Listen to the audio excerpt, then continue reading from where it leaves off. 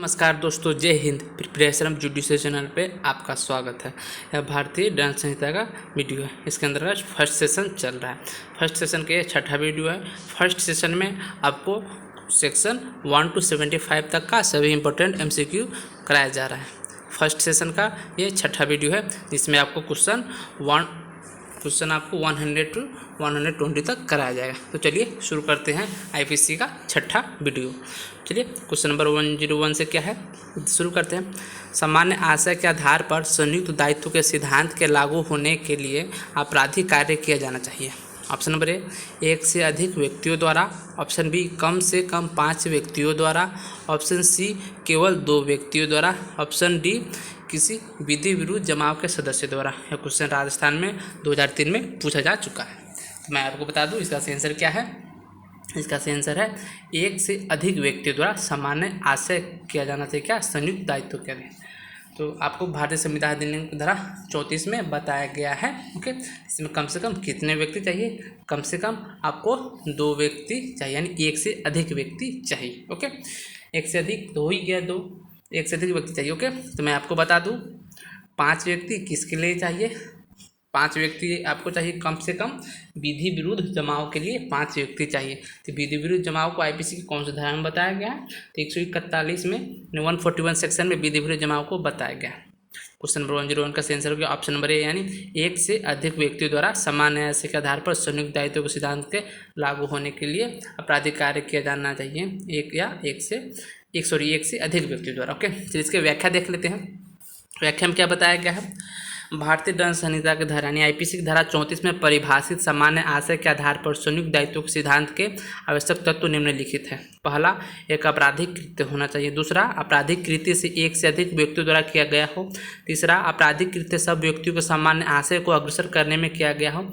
चौथा, व्यक्तियों के बीच सामान्य आशय पूर्व निर्धारित योजना के अंतर्गत हो। पांचवा, अपराध में सभी अभियुक्त किसी न किसी प्रकार सम्मिलित हो। छठा, अपराध घटित होते समय सभी व्यक्तियों की शारीरिक उपस्थिति, परंतु सभी व्यक्तियों के सभी मामले में शारीरिक उपस्थिति सदैव जरूरी नहीं है। ओके, तो संयुक्त दायित्व का जो सिद्धांत है, मैंने आपको प्रीवियस वीडियो में 5वां में बताया था। संयुक्त दायित्व का सिद्धांत भारतीय संविधान के कौन कौन सी धारा में आ जाते हैं?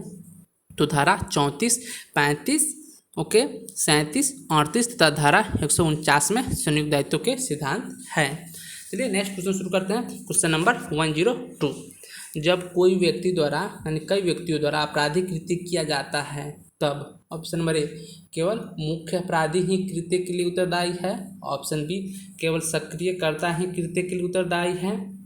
ऑप्शन सी, प्रत्येक व्यक्ति आपराधिक कृत्य के लिए ऐसे ही उत्तरदायी होगा जैसे उसने स्वयं अपराध किया हो। ऑप्शन डी, उपरोक्त में से कोई उत्तरदायी नहीं होगा। यानी जब कोई व्यक्ति एक आपराधिक कृत्य करता है तब क्या होता है? तब होता है आपको प्रत्येक व्यक्ति आपराधिक कृत्य के लिए ऐसे ही उत्तरदायी होगा जैसे उसने स्वयं अपराध किया हो। इसका सही आंसर हो गया ऑप्शन नंबर सी। यह क्वेश्चन आपको उत्तराखंड PCSJ 2005 में पूछा जा चुका है। चलिए इसका व्याख्या देख लेते हैं। भारतीय दंड संहिता की धारा 34 तथा 149 में दिए गए संयुक्त आपराधिक दायित्व के प्रावधान के अनुसार जब कोई व्यक्तियों द्वारा सामान्य आशय यानी उद्देश्य से कोई आपराधिक कृत्य किया जाता है तब उनमें से प्रत्येक व्यक्ति उस आपराधिक कृत्य के लिए उसी भांति उत्तरदायी होगा जैसे उसने अकेले ही वो अपराध किया हो। ओके, चलिए नेक्स्ट क्वेश्चन शुरू करते हैं। क्वेश्चन नंबर 103, निम्न में से कौन भारतीय दंड संहिता की धारा 34 तथा धारा 149 के बीच के अंतर को स्पष्ट करता है? ओके, ऑप्शन नंबर ए, धारा 149 में एक विशिष्ट अपराध जबकि धारा 34 नहीं करता है। ऑप्शन बी, धारा 34 में एक विशिष्ट अपराध जबकि धारा 149 में नहीं करता है। ऑप्शन सी, धारा 34 साथ ही साथ धारा 149 विशिष्ट अपराध बनाता है। ऑप्शन डी, धारा 34 के साथ ही धारा 149 विशिष्ट अपराध को पैदा नहीं करता है। क्वेश्चन झारखंड सिविल जज 2015 में पूछा जा चुका है। तो मैं आपको बता दूं धारा 34 तथा धारा 149 के बीच के अंतर को कौन सा समाविष्ट करता है? तो धारा 34 और 49 के बीच आपको धारा 149 में एक विशिष्ट अपराध है जबकि धारा 34 में विशिष्ट अपराध नहीं है। इसका सही आंसर हो गया ऑप्शन नंबर ए। चलिए इसका व्याख्या देख लेते हैं। भारतीय दंड संहिता की धारा यानी IPC की धारा 149 विधि विरुद्ध जमाव के बारे में अपराध है और विधि विरुद्ध जमाव धारा 144 के संदर्भ में होता है। यानी विधि विरुद्ध जमाव के संदर्भ में आपको कम से कम 5 व्यक्ति चाहिए होता है, जबकि धारा 34 का दिन क्या चाहिए होता है? 2 या अधिक व्यक्ति। ओके, तो मैं आपको बता दूँ, विधि विरुद्ध जमाव धारा 144 के संदर्भ में होता है, अतः धारा 149 विशिष्ट अपराध के बारे में प्रावधान करती है, जबकि धारा 34 में संयुक्त आपराधिक दायित्व के सिद्धांत का प्रतिपादन करता है, जो विशिष्ट अपराध नहीं है। अतः दोनों धाराओं के बीच में सही अंतर विकल्प ए में दिया हुआ है। ओके, चलिए नेक्स्ट क्वेश्चन शुरू करते हैं। क्वेश्चन नंबर 104, इसमें क्या बताया गया है? इसमें आपको बताया गया है ऑप्शन नंबर ए, क्वेश्चन नंबर 104 में बताया गया सामान्य आशय से अभिप्रेत है। सामान्य आशय से क्या अभिप्रेत है? पहला ए, दो या अधिक व्यक्तियों में एक सा आशय। ऑप्शन बी, दो या अधिक व्यक्तियों में आशय का समानता। ऑप्शन सी, या अधिक व्यक्तियों एक ही आशय रखना। ऑप्शन डी, एक आशय के प्रति दो या अधिक व्यक्तियों में मानसिक सहमति का होना तथा एक दूसरे की उसमें सहभागिता। ओके, ये बातें आपको हो गई। क्वेश्चन नंबर 104 में एक क्वेश्चन आपको झारखंड सिविल जज 2014 में पूछा जा चुका है। इसका से था उत्तराखंड पीसीजे 2005 में भी पूछा जा चुका है, एंड यूपी पीसीजे 1998 में पूछा जा चुका है। इसका सही आंसर क्या हो जाता है? इसका सही आंसर हो जाता है ऑप्शन नंबर डी, यानी सामान्य आशय से विपरीत है। इसका तात्पर्य हो जाता है कि एक आशय के प्रति दो या अधिक व्यक्तियों में मानसिक सहमति का होना तथा एक दूसरे की उसमें आपसी सहभागिता हो। चलिए इसकी व्याख्या थोड़ा देख लेते हैं। भारतीय दंड संहिता की धारा 34 में परिभाषित सामान्य आशय से अभिप्राय एक ही आशय के प्रति दो या दो से अधिक व्यक्तियों में मानसिक सम्मति का होना तथा एक दूसरे की उसमें सहभागिता। महबूब शाह बनाम एम्परर के बाद में प्रिवी काउंसिल ने अभिनिर्धारित किया कि सामान्य आशय में आपराधिक योजना में शामिल सभी व्यक्तियों के मस्तिष्क का पूर्ण मिलन आवश्यक है। चलिए नेक्स्ट क्वेश्चन शुरू करते हैं। क्वेश्चन नंबर 105 में क्या है? सामान्य आशय के सिद्धांत की विवेचना निम्नलिखित में से किस वाद के अंतर्गत की गई? ओके, यानी सामान्य आशय के सिद्धांत की विवेचना कौन से वाद में की गई थी? ऑप्शन नंबर ए, नानक चंद्र बनाम पंजाब राज्य। Option B, KM. नानावती बनाम महाराष्ट्र राज्य। ऑप्शन सी, एस वरदराजन बनाम मद्रास राज्य। ऑप्शन डी, महबूब शाह बनाम किंग एम्परर। यह क्वेश्चन आपको उत्तराखंड पीसीजे 2005, बिहार पीसीजे 2009 तथा यूपी लोअर स्पेशल 2002 तथा 2003 में पूछा जा चुका है। तो मैं आपको बता दूं, महबूब शाह बनाम किंग एम्परर के वाद में सामान्य आशय के सिद्धांत की विवेचना किया गया था। चलिए इसकी व्याख्या देख लेते हैं। महबूब शाह बनाम किंग एम्परर 1943 के बाद में प्रिवी काउंसिल ने भारतीय दंड संहिता की धारा यानी आईपीसी सेक्शन 34 के अंतर्गत उल्लेखित सामान्य आशय के सिद्धांत की विवेचना की। वीरेंद्र कुमार घोष बनाम एम्परर का वाद सामान्य आशय के सिद्धांत का एक अन्य निर्देशक वाद है। ओके, चलिए नेक्स्ट क्वेश्चन शुरू करते हैं। क्वेश्चन नंबर 106 में क्या है? निम्नलिखित में से किस वाद में सिंधु नदी वाद के नाम से जाना जाता है? यानी वो कौन सा वाद है जिसे सिंधु नदी वाद के नाम से जाना जाता है? ऑप्शन ए, दुखमोहन पांडे का वाद। ऑप्शन बी, महबूब शाह का वाद। ऑप्शन सी, वीरेंद्र कुमार घोष का वाद। ऑप्शन डी, स्वर्ण सिंह घोष का वाद। यह क्वेश्चन आपको यूपी पीसीजे 2004 तथा 2008 में पूछा जा चुका है। तो कौन सा वाद जो सिंधु नदी के नाम से जाना जाता है, सिंधु नदी वाद के नाम से जाना जाता है? तो हो गया महबूब शाह बनाम किंग एम्परर का वाद को अब सिंधु नदी के वाद से जाना जाता है। चलिए व्याख्या देख लेते हैं। महबूब शाह बनाम एम्परर का वाद सिंधु नदी वाद के नाम से प्रसिद्ध है। यह वाद भारतीय दंड संहिता यानी आईपीसी की धारा 34 में उल्लेखित सामान्य आशय से संबंधित है। चलिए नेक्स्ट क्वेश्चन शुरू करते हैं। क्वेश्चन नंबर 107, सामान्य आशय सिद्ध करने के लिए दिमागों का पूर्व मिलन सिद्ध करना आवश्यक है। यह कहा क्या है? यह किस बात में कहा गया था? ऑप्शन नंबर ए, अमीनुल्लाह खान बनाम एम्परर में। ऑप्शन बी, मीरदाद बनाम एम्परर में। ऑप्शन सी, महबूब शाह बनाम एम्परर में। ऑप्शन डी, उपरोक्त में से किसी में नहीं। तो मैं आपको बता दूं, सामान्य आशय सिद्ध करने के लिए दिमागों का पूर्व मिलन सिद्ध करना आवश्यक है। यह कौन से वाद में बताया गया था? तो महबूब शाह बनाम एम्परर के बारे में बताया गया था। यह क्वेश्चन आपको यूपी पीसीएस 1998 में पूछा जा चुका है। ओके, यानी महबूब शाह बनाम एम्परर के बाद में कहा गया था कि सामान्य आशय सिद्ध करने के लिए दिमागों का पूर्व मिलन सिद्ध करना आवश्यक है। नेक्स्ट क्वेश्चन 108, भारतीय दंड संहिता धारा यानी आईपीसी की धारा 34 द्वारा निर्मित संयुक्त दायित्व के सिद्धांत से निम्नलिखित में से कौन सा बात संबंधित है? ऑप्शन नंबर ए, क्वीन बनाम टाल्सन। ऑप्शन बी, रेक्स बनाम गोविंदा। ऑप्शन सी, महबूब शाह बनाम एम्परर। ऑप्शन डी, आर बनाम लैपमैन। तो क्वेश्चन आपको यूपी पीसीएस 2002 में पूछा जा चुका है। भारतीय दंड संहिता धारा 34 द्वारा निर्मित संयुक्त दायित्व के सिद्धांत से संबंधित कौन सा वाद है? मैं आपको बता दूं, महबूब शाह बनाम एम्परर का वाद है। यह केस बहुत इंपॉर्टेंट है, बहुत बार पूछा जा चुका है, हर बार एक नए नए तरीके से पूछा जाता है। यह क्वेश्चन आपको यूपीपीसीएस 2002 में पूछा गया था। ओके, चलिए इसका व्याख्या देख लेते हैं। उपयुक्तवाद तथा वादों से संबंधित विषय निम्नलिखित है। क्वीन बनाम टैल्सन का वाद दुराशय तथा सांविधिक अपराध से संबंधित है। ओके, तथा रेक्स बनाम गोविंदा का वाद आपराधिक मानववध तथा हत्या के अंतर से संबंधित है। एंड आपको महबूब शाह बनाम एम्परर संयुक्त दायित्व के सिद्धांत से संबंधित है। तथा आर बनाम लिपमैन का वाद आपको मत्यता से संबंधित है। ओके, नेक्स्ट क्वेश्चन शुरू करते हैं। Question number 109। इसमें क्या बताया गया है? सामान्य आशय और सामान्य आशय तथा समान आशय में अंतर स्पष्ट किया गया था निम्नलिखित कौन से केस में? ओके, सामान्य आशय तथा समान आशय। Option number A Virendra Kumar Ghosh बनाम किंग एम्परर। ऑप्शन बी महबूब शाह बनाम एम्परर। ऑप्शन सी श्रीनिवास बनाम किंग एम्परर। ऑप्शन डी उपरोक्त में से सभी मामले में। यह क्वेश्चन उत्तराखंड पीसीएस 2015 तथा उत्तराखंड सिविल जज आपको 2008 तथा 2014 में पूछा जा चुका है। बिहार सिविल जज में भी 2009 तथा यूपी पीसीएस 2003 तथा एमपी एपीओ 2002 में पूछा जा चुका है। तो मैं आपको बता दूं कौन से केस में सामान्य आशय तथा समान आशय में अंतर स्पष्ट किया गया था। तो इसका सही आंसर हो जाता है ऑप्शन नंबर बी, यानी महबूब शाह बनाम एम्परर के बाद में क्या किया गया था?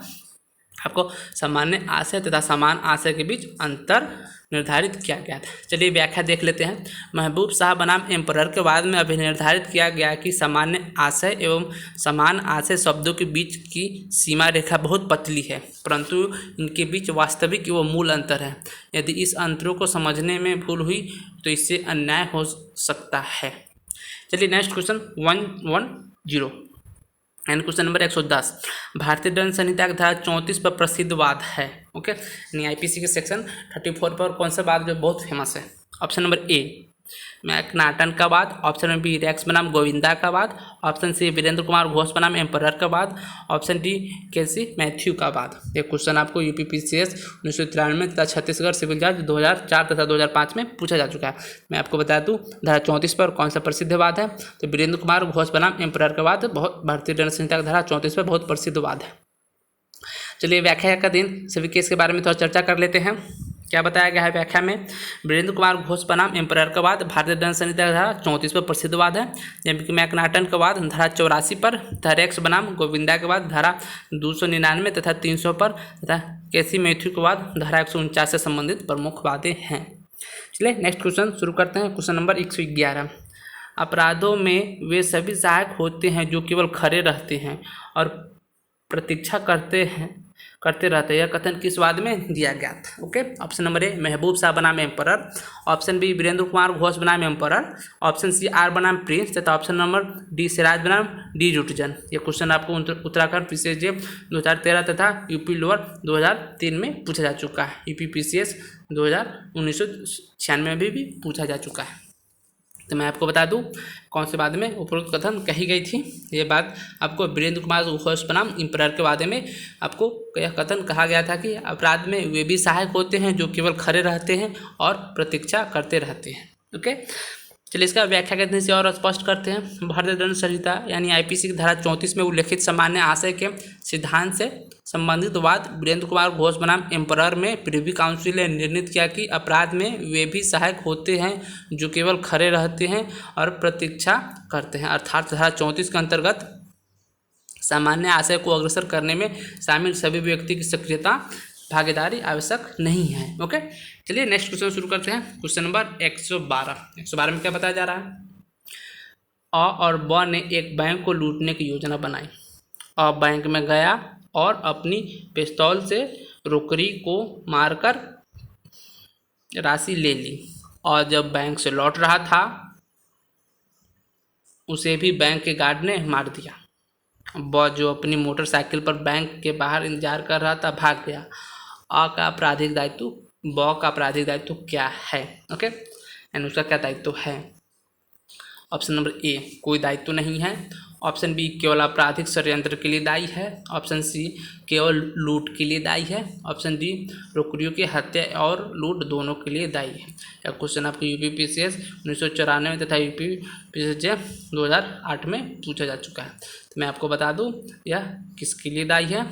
यह आपको दायी है रोकड़ी की हत्या और लूट दोनों के लिए यह दायी है। क्वेश्चन प्रॉब्लम बेस्ड है, तो इसको अगर नहीं समझ में आता तो फिर से दोबारा इसे देख सकते हैं।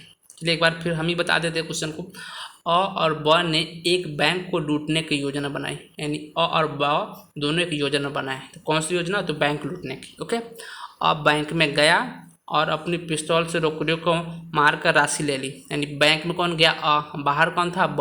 ओके, बैंक में अ गया और पिस्तौल से रोकड़ियों को मार कर राशि ले ली। ओके, उसके बाद क्या किया? और जब बैंक से लौट रहा था, यानी बैंक से जब वो निकल रहा था, तो उसे भी बैंक के गार्ड ने मार दिया।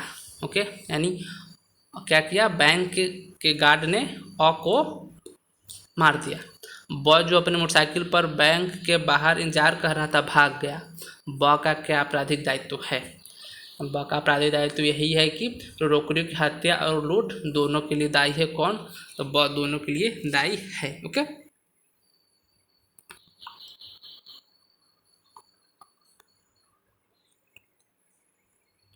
चलिए नेक्स्ट क्वेश्चन शुरू करते हैं। Question number 113।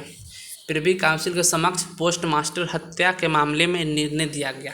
ओके, यानी पोस्ट मास्टर हत्याकांड के मामले में जो प्रिवी काउंसिल का वाद है, इसमें कौन न्यायाधीश थे, यानी कि उनके द्वारा निर्णय दिया गया था। ऑप्शन नंबर ए लॉर्ड समनर द्वारा, ऑप्शन में बी सर माधवन नायर द्वारा, ऑप्शन में सी लॉर्ड काल्डरिज द्वारा, ऑप्शन डी लॉर्ड हॉल्डेन द्वारा। यह क्वेश्चन आपको यूपीपीसीएस 2004 में पूछा जा चुका है। तो प्रिवी काउंसिल का जो वाद था पोस्ट मास्टर हत्याकांड वाला, इसमें से कौन जज थे जो निर्णय दिए थे? तो लॉर्ड समनर दिए थे। तो मैं आपको बता दूं पोस्ट मास्टर हत्याकांड वाला वाद कौन सा है? तो वीरेंद्र कुमार घोष बनाम किंग एम्परर।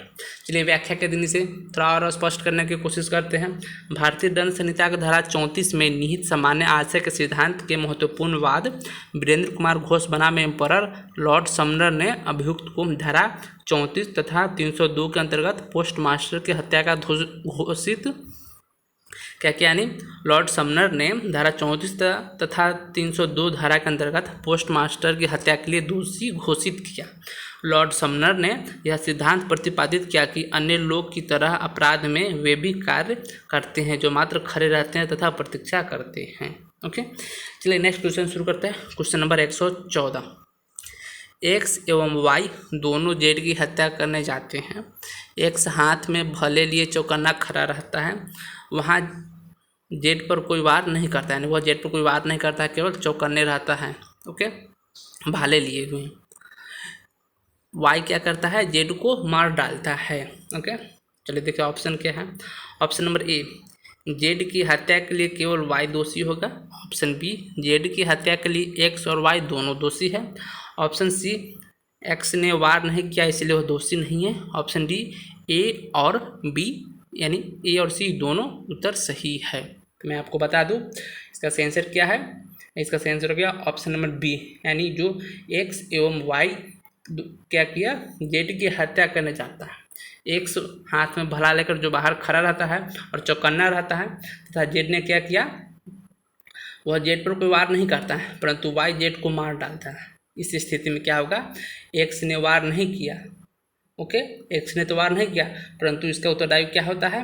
जेड की हत्या के लिए एक्स और वाई दोनों दोषी होते हैं। क्वेश्चन नंबर 114 का आंसर हो गया ऑप्शन नंबर बी। चलिए इसे व्याख्या करते हैं और स्पष्ट करने की कोशिश करते हैं। प्रश्नानुसार एक्स एवं वाई दोनों जेड की हत्या करने जाते हैं, अतः एक्स तथा वाई दोनों का सामान्य आशय है जेड की हत्या करना, और इस सामान्य आशय के अग्रसरण में वाई जेड पर प्रहार कर उसकी मृत्यु कारित कर देता। इस दौरान एक्स क्या करता है? हाथ में भाला लेकर चौकन्ना खड़ा रहता है कि यदि कोई उन दोनों एक्स यानी वाई के सामान्य आशय की पूर्णता में बाधा उपस्थित करे तो एक्स उसका निवारण कर सके। अतः घटना स्थल पर एक्स की सक्रिय उपस्थिति जेड पर प्रहार करने वाले वाई के आपराधिक दायित्व के ही समान है। अतएव जेड की हत्या के लिए एक्स तथा वाई दोनों दोषी हैं। यह धारा 302 तथा धारा 34 के साथ पढ़ा जाता है।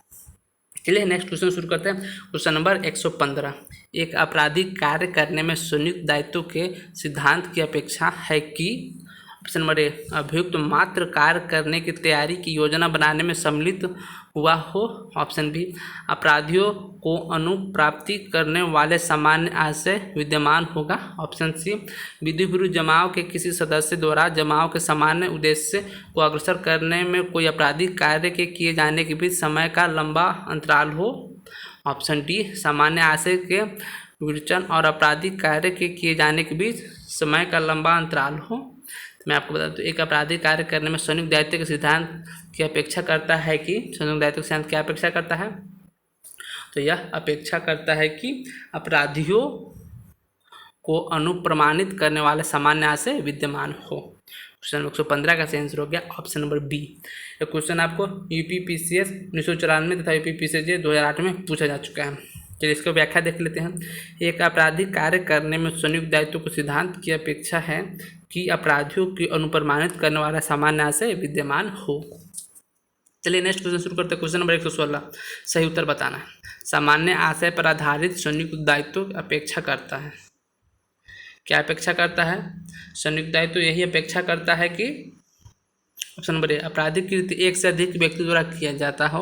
ऑप्शन बी, अभियुक्तों का सामान्य आशय हो।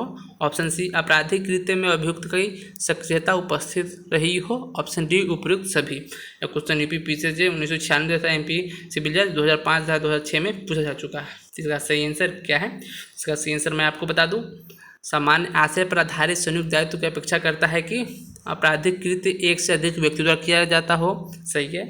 अभियुक्तों में सामान्य आशय है, यह भी सही है। आपराधिक कृत्य में अभियुक्त की सक्रिय उपस्थिति रही हो, ये सभी क्या आता है? सामान्य आशय पर आधारित संयुक्त दायित्व अपेक्षा करता है। इसका सही आंसर हो गया ऑप्शन नंबर डी यानी उपयुक्त सभी। चलिए नेक्स्ट क्वेश्चन, क्वेश्चन नंबर 117, असामान्य आशय को अग्रसित करते हुए हत्या के प्रयत्न का दोषी पाया जाता है। ऑप्शन नंबर ए, अस्वेच्छा से अपराध का शस्त्र प्राप्त कराया। ऑप्शन बी, अपराध का शस्त्र अ की जानकारी के बिना उसके घर में ले जाया गया। ऑप्शन सी, मार डालने की धमकी देकर अ को शस्त्र क्रय करने के लिए विवश किया गया। ऑप्शन डी, जब अ से शस्त्र छीन लिया गया और उसने पुलिस में रिपोर्ट नहीं की। ये क्वेश्चन यूपीपीसीएस 1997 का क्वेश्चन है। तो यह क्या सही होता है? यानी असामान्य आशय को अग्रसित करते हुए हत्या के प्रयत्न का दोषी पाया जाता है। क्या होता है? अ ने स्वेच्छा से अपराध का शस्त्र प्राप्त किया हो, तो उस संदर्भ में अ क्या करेगा? सामान्य आशय को अग्रसित करते हुए हत्या के प्रयत्न का दोषी पाया जाएगा। यदि अस्वेच्छा से अपराध का शस्त्र प्राप्त करता है, यानी अस्वेच्छा से शस्त्र खरीदता हो या फिर कहीं से प्राप्त किया हुआ। चलिए इसकी व्याख्या का दिन इसे स्पष्ट करने की कोशिश करते हैं। अ ने चूंकि स्वेच्छा से अपराध का शस्त्र प्राप्त किया है, अतः असामान्य आशय को अग्रसित करते हुए हत्या के प्रयत्न का दोषी है, क्योंकि यहाँ अ का ऐसा करना आपराधिक कृत्य में सक्रिय भागीदारी मानी जाएगी। ओके, चलिए नेक्स्ट क्वेश्चन, क्वेश्चन नंबर 118, निम्नलिखित में से किस वाद में भारत के सर्वोच्च न्यायालय ने निर्णय दिया कि भारतीय दंड संहिता यानी आईपीसी की धारा 34 लागू करने के लिए शामिल सभी व्यक्ति द्वारा अपने सामान्य आशय के अग्रसरण में काम किया गया हो, परंतु सभी परिस्थितियों में सभी का शारीरिक उपस्थिति द्वारा भाग लेना अनिवार्य नहीं है। ओके, ऑप्शन नंबर ए, कौन से केस में बताया गया था? कांति रमैया बनाम बम्बई राज। Option B, J M. देसाई बनाम बम्बई राज। ऑप्शन सी, महबूब शाह बनाम सम्राट। ऑप्शन डी, उपरोक्त सभी में। यह क्वेश्चन यूपी लोअर 2003 तथा राजस्थान एपीओ 2015 में पूछा जा चुका है। तो इसका सही आंसर हो जाता है ऑप्शन नंबर बी, यानी जे.एम. देसाई बनाम बम्बई राज के मामले में उपरोक्त मत अभिव्यक्त किया गया था। चलिए इसे व्याख्या के दिन थोड़ा और स्पष्ट करने की कोशिश करते हैं। उच्चतम न्यायालय द्वारा जे.एम. देसाई बनाम बम्बई राज्य के मामले में अभिनिर्णित किया कि भारतीय दंड संहिता यानी आईपीसी की धारा 34 को लागू करने के लिए यह जरूरी है कि सभी व्यक्तियों द्वारा सामान्य आशय के अग्रसर में कार्य किया गया, किंतु सभी परिस्थिति में सभी व्यक्तियों की शारीरिक उपस्थिति अनिवार्य नहीं है। शारीरिक हिंसा के मामले में संयुक्त दायित्व का सिद्धांत लागू करने के लिए शारीरिक उपस्थिति आवश्यक है, किंतु अन्य प्रकरण में शारीरिक उपस्थिति आवश्यक नहीं है, क्योंकि उन्हें पृथक पृथक स्थान एवं अलग अलग समय में किया जा सकता है। ओके, मैं आपको बता दूं। अब नेक्स्ट क्वेश्चन शुरू करते हैं। क्वेश्चन नंबर 119, भारतीय दंड संहिता की धारा 34 के अंतर्गत नियम की सभी अभियुक्तों को घटनास्थल पर शारीरिक रूप से उपस्थित होना आवश्यक है के अपवाद के रूप में कौन सा अपराध आता है? ऑप्शन नंबर ए, मानव शरीर के विरुद्ध अपराध, ऑप्शन बी संपत्ति के विरुद्ध अपराध, ऑप्शन सी धर्म के विरुद्ध अपराध, ऑप्शन डी विवाह के विरुद्ध अपराध। तो आईपीसी धारा 34 के अंतर्गत नियम ये होता है कि नियम की सभी अभियुक्तों को घटनास्थल पर शारीरिक रूप से उपस्थित होना आवश्यक है कि अपवाद में कौन सा अपराध आता है। तो कौन सा अपराध आता है, तो मैं आपको बता दूं, संपत्ति के विरुद्ध अपराध में अपवाद है। ओके, अपराध के रूप में माना जाता है। यह क्वेश्चन आपको यूपीपीसीएस 1995 में पूछा जा चुका है। चलिए नेक्स्ट क्वेश्चन शुरू करते हैं। 120 क्वेश्चन, 120वां क्वेश्चन। निम्नलिखित में से कौन आपराधिक दायित्व की शर्त नहीं है। ओके, आपराधिक दायित्व की शर्त के अधीन नहीं आता है। ऑप्शन ए अच्छा और बुरा में अंतर करने की बुद्धिमत्ता, ऑप्शन बी यह ज्ञान की कार्य विधि द्वारा निषिद्ध है, ऑप्शन सी स्वेच्छा इच्छा, ऑप्शन डी उन तथ्यों का ज्ञान जिन पर किसी कार्य का अच्छा या बुरा होना निर्भर करता है। ओके, यह क्वेश्चन आपको यूपी लोअर 2004 में पूछा जा चुका है। तो बता दें हम कौन आपराधिक दायित्व को शर्त के अधीन नहीं आता है।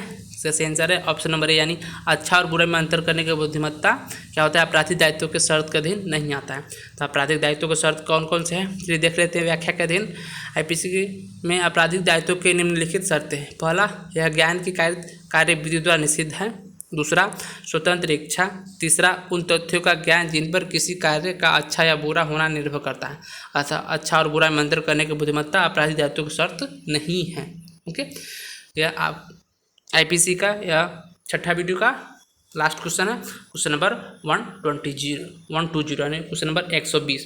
तो आपको मैं फिर से दोहरा दूँ, फर्स्ट सेशन में आपको धारा 1 to 75 तक का सभी इंपॉर्टेंट एमसीक्यू कराया जा रहा है। फर्स्ट सेशन का यह छठा वीडियो है। इससे पहले 5 वीडियो बनाया जा चुका है, जिसका लिंक मैं आपको इस वीडियो के डिस्क्रिप्शन में दे दूंगा। अब एक नया प्लेलिस्ट बनाया गया है आपको, उसमें आपको कॉन्ट्रैक्ट एक्ट से संबंधित सभी सब्जेक्ट मिलेगा।